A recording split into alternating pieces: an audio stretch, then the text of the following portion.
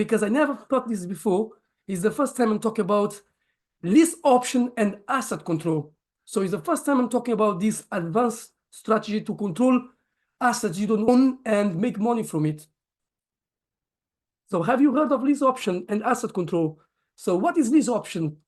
What is asset control? Because this is one of the things I talk in my book, Success Booster, How to Grow Rich, Live Happier, and Be Healthier. So what is lease option? I don't have any idea, sorry. That's fine, no worries. That's exactly what you're going to learn in this video. So the first time when I learned about this lease option, I was kind of, wow, what is this?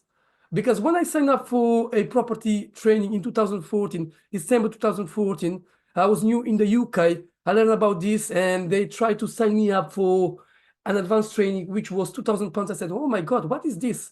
But I was so curious about this lease option because I said, oh my God, I can actually make money from assets. Let's say a house that doesn't even belong to me. So even though the house doesn't belong to me, I can make money from it. I was, wow, no, I'm interested. So I signed up for the property event and then I paid £2,000 back then in 2014.